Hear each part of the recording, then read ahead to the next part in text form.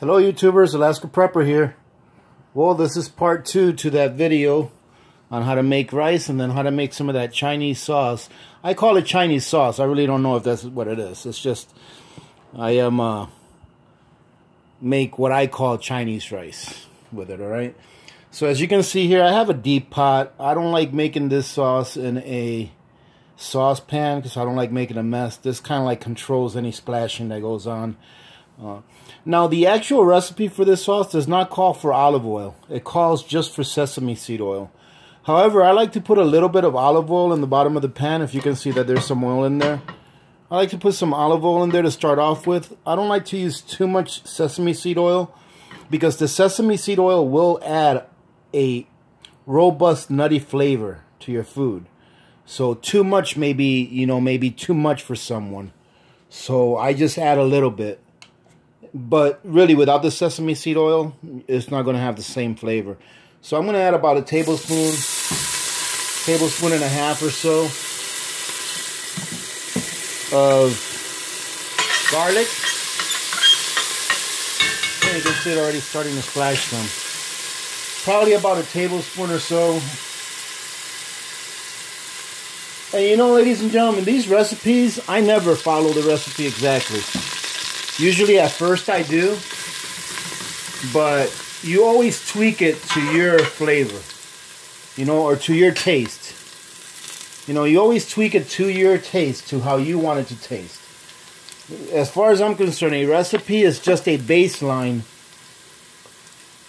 to give you an idea of what flavors or what ingredients to use when you're creating something. This is soy sauce. I'm going to add about 3 tablespoons of soy sauce.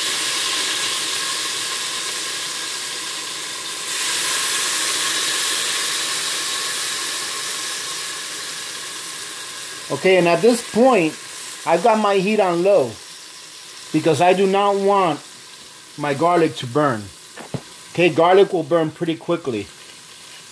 So you want to keep your heat on low. Okay? Now, this right here is oyster sauce.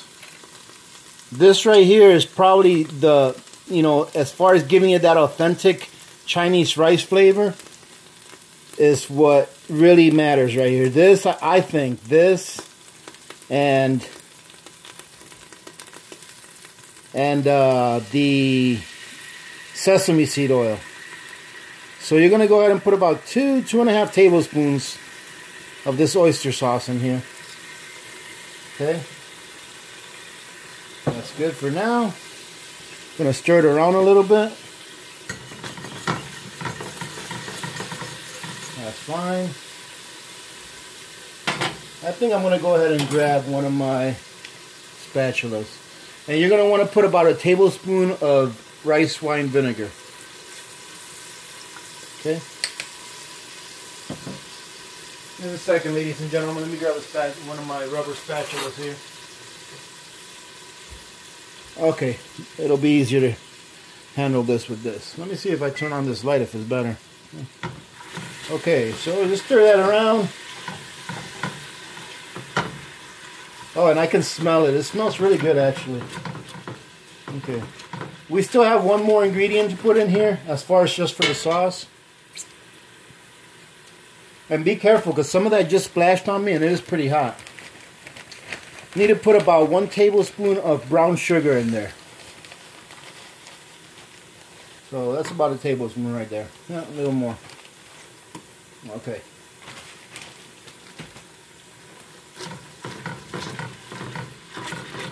One tablespoon of brown sugar.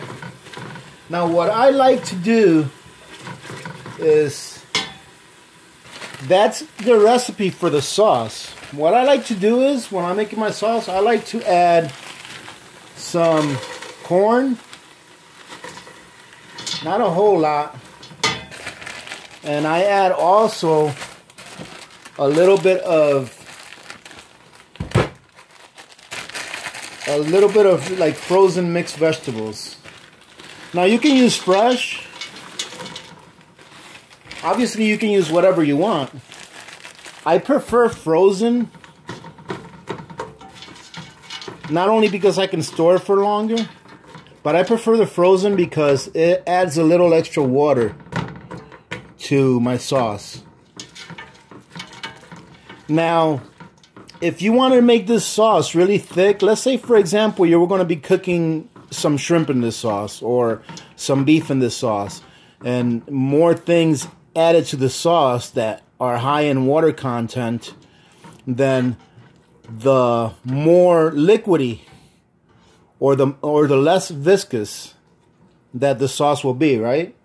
So if you wanted to add more things to this sauce that's going to make it less viscous, then you can also add a little bit of cornstarch to the sauce or a little bit of flour. You can sprinkle it on there and it'll give that sauce that nice thick consistency. But being that I'm going to add this to my rice and it's already pretty thick, the sauce is, I don't think that I'll need to add any cornstarch to it. So there you go, ladies and gentlemen. That's how easy it is. The rice here is going to be done in about, I would say in about 10 more minutes. The rice will be done, 10, 13 minutes. Okay, so what I'm going to do is I'm going to put a lid on this. I'm going to leave it on low until the rice is done. Then when the rice is done, I'm going to get the rice out of there and I'm going to mix everything up, and then you can see what it looks like completed. Right, so this will be a short video just on that. Oh, you know, if you guys don't mind, well, you know what? No, I'll cover it on the next video here. So, no, you know what? I got a couple of minutes now. Why not? So, a lot of people have been like commenting, and please excuse my kitchen because it's not the cleanest right now. I just did dishes. I got to put the dishes away, and I got all my ingredients out. So, just a second. Let me get a lid for this. Okay, so I'm going to cover that up.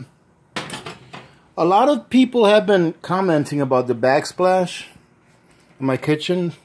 And I just put this up, and I didn't want to deceive anyone, but a lot of people have been saying, wow, that's a nice backsplash. All this is, ladies and gentlemen, is the peel and stick backsplash. It's vinyl. And no, it's not really cheating because it's a pain in the butt to put on. So, as you can see, I finally got it done. I've got some finishing touches, but you can see there that it's pretty much all done. And some of you may comment that, why do I have all my electrical outside of the wall? Well, that's how I wanted it. I wanted to have as little electrical wiring or plumbing inside of the walls. That way, if I ever have a problem with anything that I have to fix, when I get older, I won't have to be messing around with stuff. It's right there for me to fix it. So anyways, here, this is my little kitchen right here. It's small. It's not 100% complete yet. I still have to put trim up around the windowsill. And I still have to finish the top of the cabinets. But it's small, it's functional, and it works. And that's what matters. So, alright, ladies and gentlemen, I'll let you go for now. I'll be back here in a few minutes so we can finish off this rice. And I'll show you guys what it looks like after I incorporate it with the sauce.